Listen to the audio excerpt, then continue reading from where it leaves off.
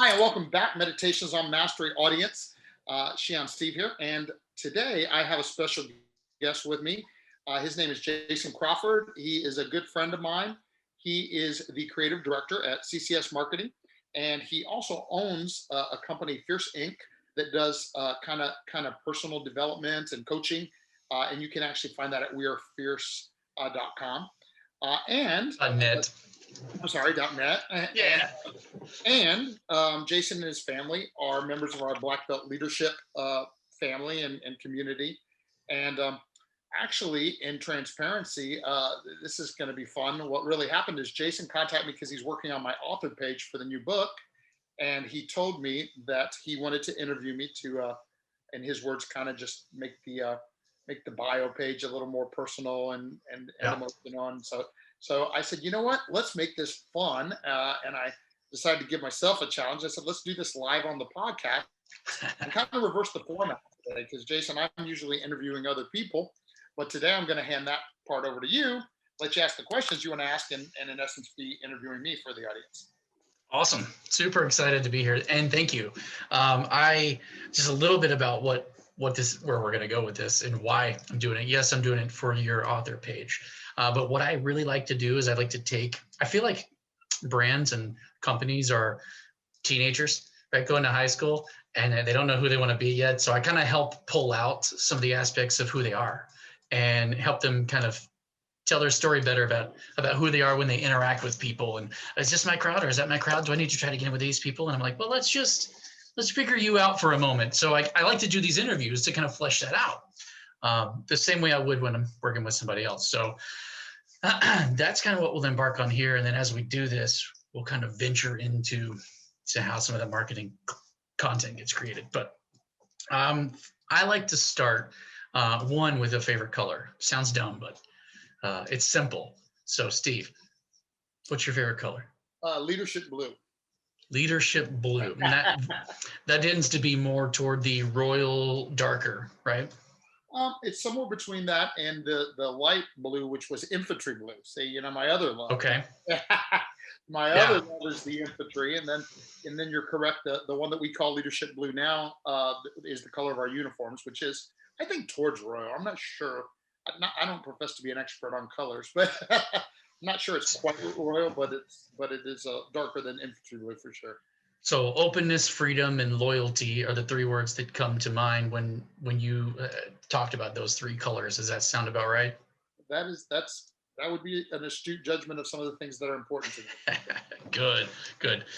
Nailed it. So one word. If you had to describe yourself in one word, I used to do this when I would interview people for positions in the company that I was working for, and I would give them 60 seconds, and I would say, you have one word to tell me who you are in one word, and then kind of explain what you mean by that word.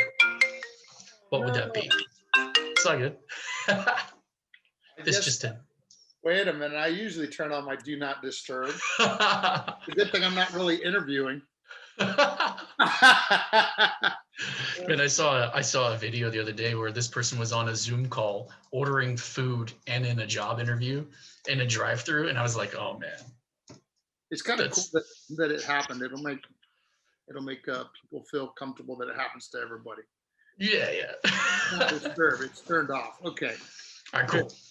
So one word to describe yourself, and then give me what that one word. You can take a second or two to think of it while I'm monologuing, but the one word to describe yourself, and then kind of explain to me why you chose that word. Well, two came to mind right away. In reality, okay, it would be and or driven and or focused. And ironically, throughout the evolution of my life, those wouldn't have been the words, but yeah. I would say for most of my professional life, for sure, driven, and in recent history, in the last decade or so, focused. Very good. When I would always do that, I would give an example before, because usually when you're hiring a teenager for something or whatever, they have no clue what you're talking about, right? And I would give them mine, and I would say it's intensity, right? And it sounds very similar to the reasons why you chose yours. I feel like anything that I do, whether it's work, play, life, family, whatever it is, I can't even try to be anything other than intense. So I'm an all-in kind of person. That sounds very similar. Sounds very similar. So do you have a core philosophy that you kind of ascribe to? Like, I know memes are very popular today, but there's this place where, do you have like this succinct, this is me at my core kind of thought? Like, you run everything through as a filter or things like that? Do you mean personally or professionally? Ooh, can we do both? Yeah, I mean, they're certainly complementary, Sure. Okay. because of course, if it was anything else, then there would actually honestly be a problem. And I feel that sometimes some people do have this problem, right? Like you seem Yeah, to have to sure. live two separate existence. Mm, But personally, at this stage in my life, I would say that my core philosophy. In fact, I'm going to instead of giving the long answer, I'm going to steal something from Dr. Stephen Covey that has become very much the way I try to live my life, which is, live, laugh, love, and leave a legacy. ooh, Like I believe that it's so important to yeah, for me, it of course, that my dojo and my mission here at my dojo yeah. is one of the most important things in my life, and I want it to grow into a much greater legacy before I'm finished. However, and this kind of ties a little bit to the driven thing too.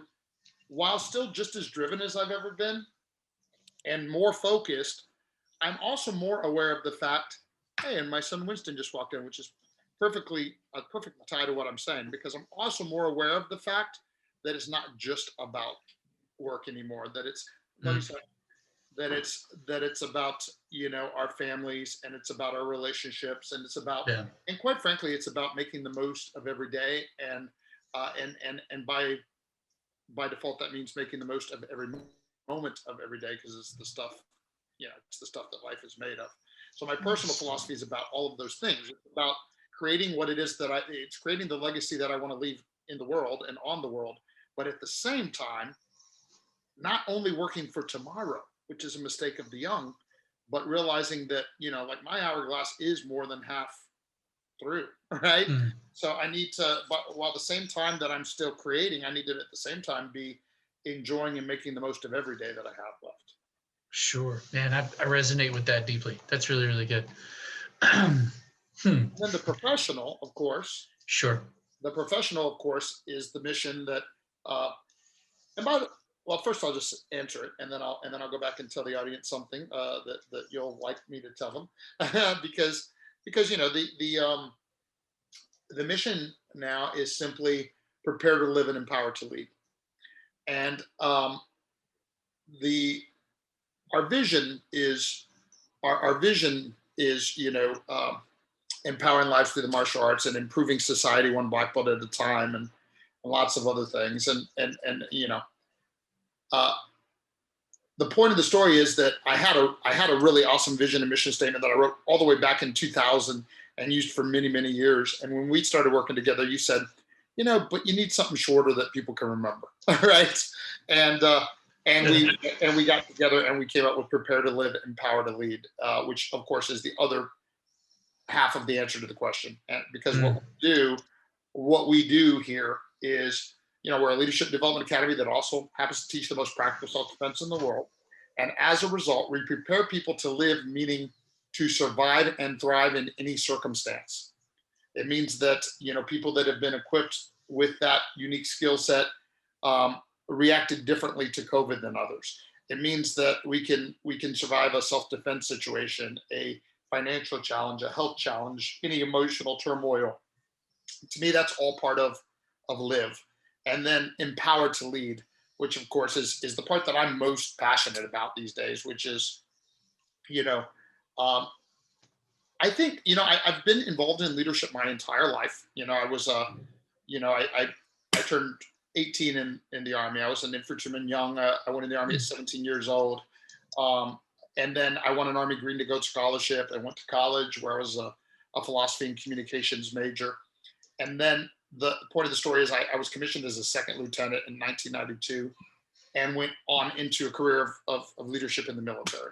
And certainly I learned lots of great leadership stuff in the military. I had also began to get while I was a philosophy major, the philosophy led into leadership philosophy. And so I've been a consummate student of leadership for many, many years. And the point of the story is then with the evolution of the dojo, that, i.e., watching what can actually happen Mm-hmm. to people over time through the development and what we do, combined with what I see to be the glaring deficiency of real leadership in the world today, Mm. Yeah. combined to make me passionate about our mission, this aspect of our mission, especially empowering people with leadership. Because quite frankly, and I told this story from the dojo floor the other day. In fact, I think you were in the leadership class where I was talking when I Yeah. said, I don't watch the news because it makes me very upset. Sure. But when I get very upset, when I'm very upset, by the way, it's usually from what I consider to be a gross lack of leadership in people that are in leadership roles. And then I reminded myself one of our leadership lessons, which is that, circle of concern and circle of control, and that I should only really put focus and energy when those two circles intersect. Mm. And so I remind myself that the way I can positively address the situation is by doing my job of developing tomorrow's leaders today. And we develop them with both the character traits, the attitudes, and the attributes to ensure that as they grow into their leadership callings in their life, they're going to be properly equipped to do so well for many. Yeah. That's awesome. It's so funny how these things start to unravel. Like I plan the questions and then like as they start to lead, it's funny, you haven't been given a script and you haven't even been given the questions and like you're already answering some of the ones that I'm like about to ask next. One of them was like, what's one thing that you size people up on? And it's kind of like a deal breaker for you. And you kind of sort of answered that just now with the whole, like when I see a gross lack of leadership in something, like I don't know if you don't always notice that about a person like right away. So I don't know if you have like what is your insight onto that? Maybe go a little deeper for me. Like, yeah. And so the question is specifically what I size people up on, like on first impression. yeah, So I have an answer, but I also want to caveat the answer that some of this is only gut, right? Like sometimes some of it is only gut instinct, as you said, until I'm able to prove or disprove what I felt. sure. Because um, of course, in all the many years that I've done this, I have both experienced the times that I was right and happy about the gut, and I've experienced the times that I was very wrong. Yeah. And both ways, where I thought I trusted somebody and then found out that it was a mistake, or vice versa. I thought they gave me a bad first impression. They turned out to be great. Sure. So that's all the caveat. But okay. But what I look for there's a couple things. One, the first and foremost for me is any sign of integrity, and to me, integrity is a lot of things, and it's a little more than the way most people use it, because I believe that when most people use the term integrity, they're only talking about honesty. Mm. And while certainly honesty is an element of integrity, I think integrity is more than that. I think that integrity is doing what you say and saying what you mean, right? Yeah. Saying what you mean and doing what you say, and so that you're a man that is true to his word, or a woman that is true to her word, in more ways than just honesty, but also in I told you I was going to do it, so I did it, right? Like faith, loyalty, yeah, dependability. Yes, um, and then the second part, only because once again, whereas leadership is so acutely missing, what I'm about to say is all too common. So I've become a little more in tune to narcissism, to Mm. people who are in it only for themselves and or always talking about themselves, and not really in tune to their effect upon other people. Yeah. And because like when they're in it for themselves, like that you can almost detect like a radar, like that, like a metal detector. It's like I'm hovering over.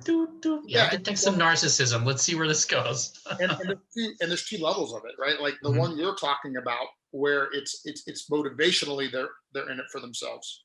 But even of the people that think that they're not that, there's a kind of narcissism where they're just too aware of themselves and too little aware of everyone else. Ooh. And so therefore they might even be good people that really mean the best. Yeah. but you'll find that in every situation, the Yeah. discussion will be about how it affected them. They, sometimes Yeah. I even want to help them and actually say, like actually kind of coach them through the fact that, do you realize that you're always turning this back to the effect To on you? you. Have you Yeah. thought about the effect on the other person? Yeah. But to be honest, discretion is also the better part of valor, and not Sure. nothing isn't worth saying anything. That is, Sometimes it's not.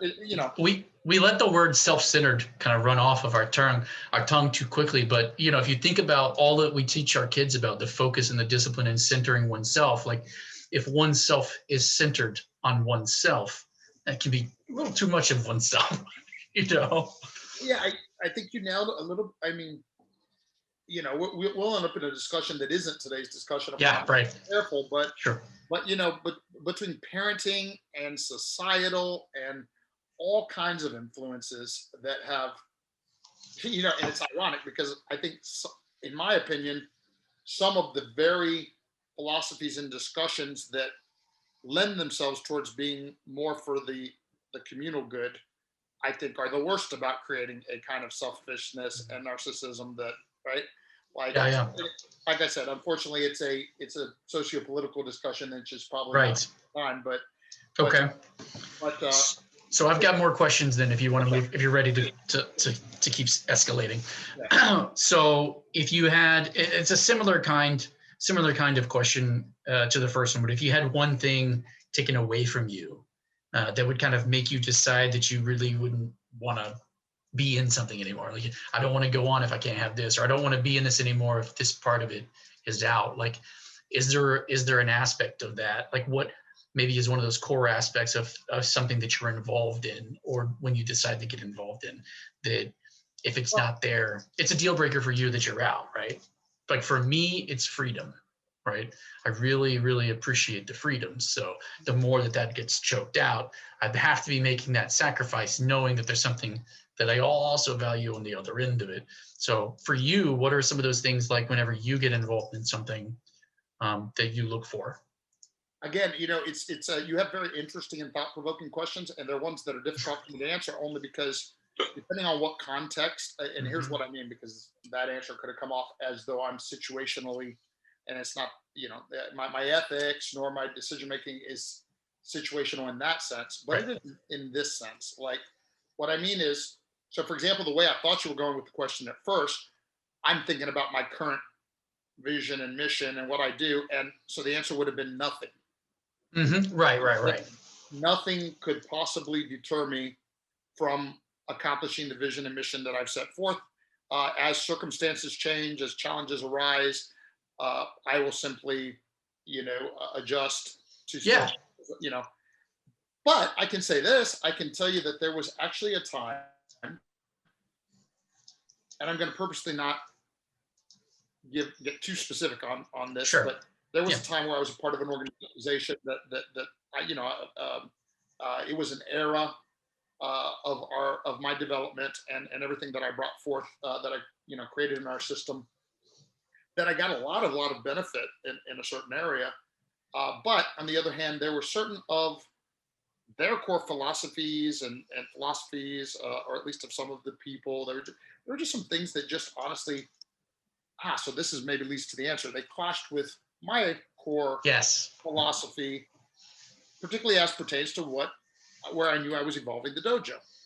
Right? Like I Mm-hmm. knew that even though we teach the most practical self-defense in the world, it was not my number one priority for the organization. The number one priority is the bringing up of one's self-esteem and focus and confidence and discipline and respect and all of the leadership skills and attitudes and attributes and everything that we've been talking about, and that our dojo does currently personify, if personify can be a word for an Yeah. organization. I mean, the Sure. the all of those things are the things that I knew we wanted to be. And it's funny because now, like I said, if you come into, this is true, but I'm talking to maybe anybody in the audience that hasn't been here yet. All you have to do is spend a little time in our academy to experience all these things. And today, it wouldn't even. It almost takes a little bit away from what I'm saying because it's so evident that there's no question that we're all those things. Sure. But at the time in our development, the evolution that I'm thinking back to, which is, more than a decade ago, probably 15 years ago or something, Hmm. more than a decade ago, I it wasn't true. We were still evolving. I knew inside of me the things that were the most important, but the dojo was still a child and then an adolescent. Just think. I mean, if you compare our organization to a child growing up, we're 20, almost 21 years old now, right? Hmm. So we've just become a grown up, right?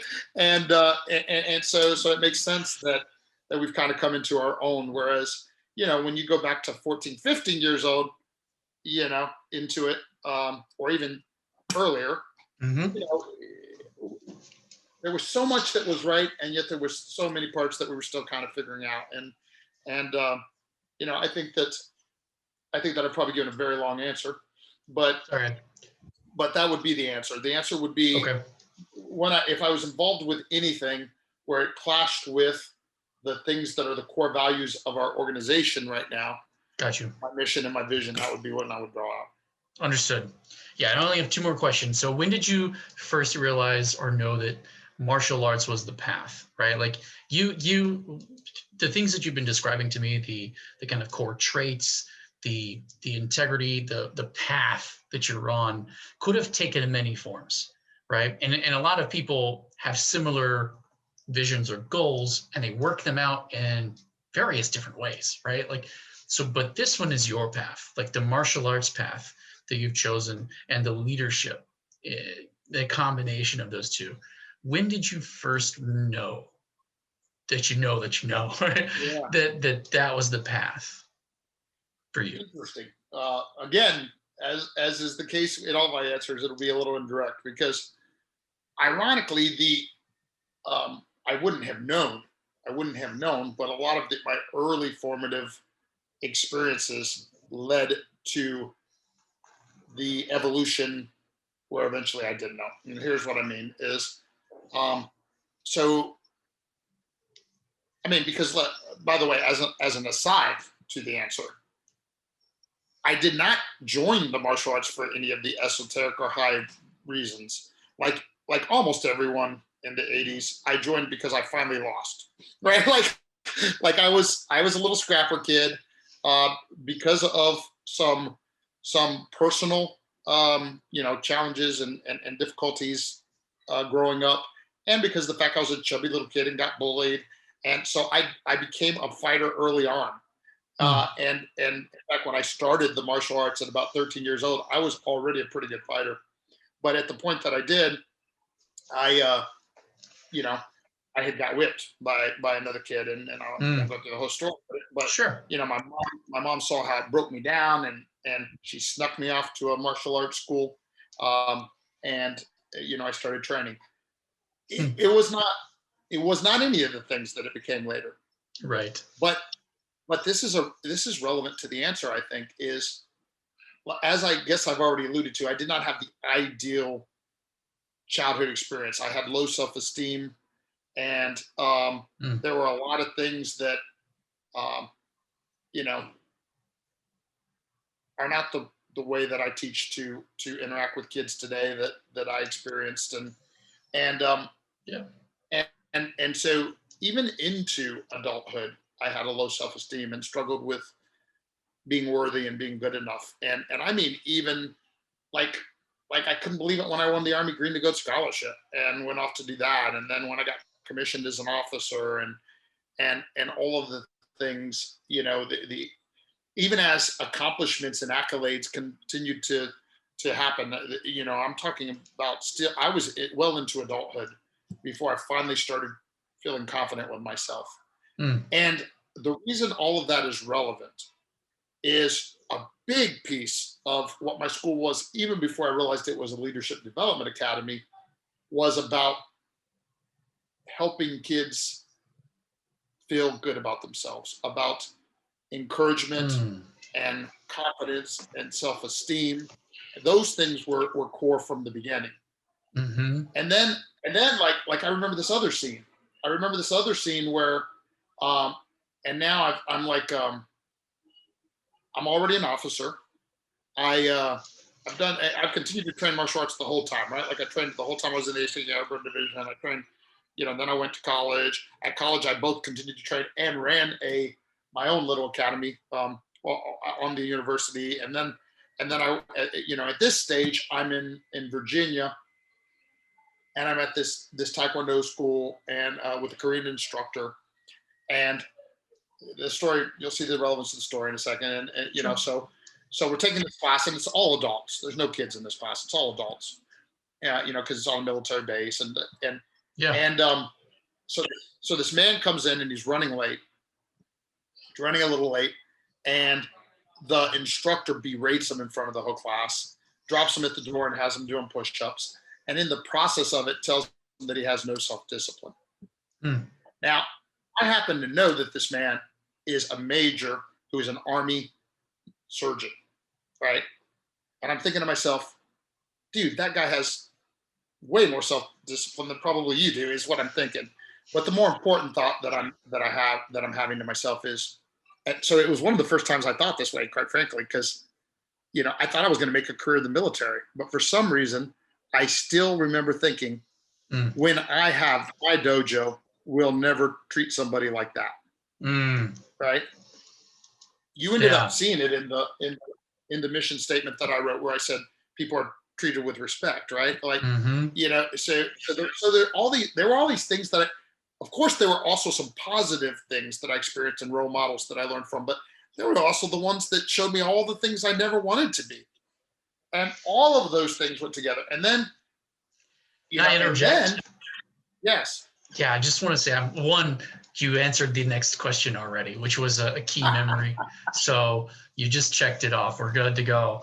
But the other thing is that when you mentioned like the self-esteem for the kids and the young people and the developing ones, and then you mentioned this memory, I just can't help but think about the stuff that you mentioned, self-esteem and the leadership, kind of stepping into oneself. The cool thing about this, and the way that you've blended, from my perspective where I sit, is the way that you blended the martial arts and the katas and the forms and the discipline into the self-esteem is a way where kids earn it. We can't give them self-esteem as much as we want to.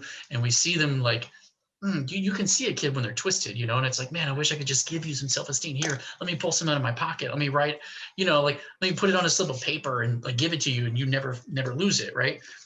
But self-esteem can't be given that way. And I think the way that you transact it by stepping them through a place where they earn it for themselves, and you bestow it upon them and graduate them into it, man, it's so powerful. It really truly is. And I appreciate that from where I sit, and I can see it coming out in the memories and the stories that you're telling and all of those things. I just wanted to kind of like draw it out, but it's really, really good. And I'd like to address what you said with like 3 different comments, because on the one, obviously you're addressing the thing in society, because society has a tendency to pendulum swing from one extreme to the other. Sure. So it is true that whereas like when we were growing up, it was to one extreme, where or at least my personal experience that I'm talking about, where you could never be good enough and all that stuff. And then the pendulum swung too far to the other side, where it's true that the thing that the popular talk about, everybody wins a trophy and this and that. It's true. We went too far. You can't falsely. Eventually, if you keep falsely giving people rewards, they understand it doesn't have any worth. Right. But having said both of those things, sure, let me give you a little bit of the philosophy, kind of from I hate to say from a master perspective of like what I teach my instructors. The truth is both, and here's what I mean. And the third way I'm going to address it, by the way, is if you think about Avery. I remember the reason you fell in love with my organization was at the end of that little class source thing, when Avery got out front and did his student creed in front of everybody. You couldn't believe it. Yeah. And now he's done it many more times and gotten better and better and more confident. The other day you were still in there. And so here's what I mean by both. Yes, the child has to earn it, has to do the accomplishment to earn it. But at the beginning, we have to almost give them something to get them started. So the very first skill that I teach my instructors is to be a good finder. And what that means is when the new white belt comes in, they don't have a lot of skills yet. So that master black belt that they look up to has to find something they are doing well already, whatever it is, how small it is, as soon as it is, to praise and encourage and reinforce. Because the more that the student experiences this, the more that the student will give effort. And when the student is giving the legitimate effort, they legitimately get better. That's right. And as they legitimately get better, they get to a point where it's not only some well-trained KMMA instructor that can find something to spotlight and make them feel good about, but everybody starts doing it, because now it becomes more and more obvious. Right? I almost said more and more legitimate, but the other one was also legitimate. Right. It just becomes more and more obvious. Now people with even less training can see, wow, look at Avery. Avery's a little kid, and he volunteered. I said, who wants to be the leader and jump up front? And Friday night, he ran up. How old is he? He didn't hesitate. 6. 6 years old. Yeah. He ran to the front, and he did an amazing job with the student creed with confidence, right? And everybody in the classroom realized how impressive that was. Mm-hmm. You didn't have to be a good finder to realize that. So that's the beautiful thing about the circle of success, is that once it's like anything in life, right? You have to get small successes to start creating the momentum. Mm-hmm. Once the momentum's created, now everybody can understand it. Yeah, and as you were talking, I was just thinking, like, how interesting that this is almost like a metaphor for our spiritual relationship with God as well. Absolutely. Right? Just everything kind of comes full circle. So, well, those are all the questions that I had for our interview. So I don't know if there's any more that you want to add or wrap anything up, but I know that, like, we may be pushing people's attention spans here, but it's all been great from where I sit, and I needed these answers. Now I understand, like, how to craft this story and pull it out more. And I hope that others who are listening will understand more about, like, the heart and soul perhaps behind the dojo, and the corresponding books and material that you write to support the leadership initiatives that the dojo has. Yeah, and I would say in closing, based on your last comment, that it's true that if anybody's listening to this that isn't already a student at KMMA, so thus they haven't really exercised that first superpower of focus, this has probably been too long. But if they're already a student and already have great focus, they're probably appreciating it.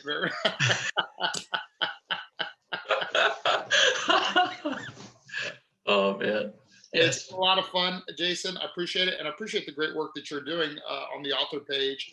I'm really looking forward to getting that thing up and the book out soon. And cool. And we will see you back here in the dojo soon. Anything else you wanted to close with? No, that's it. I'm good.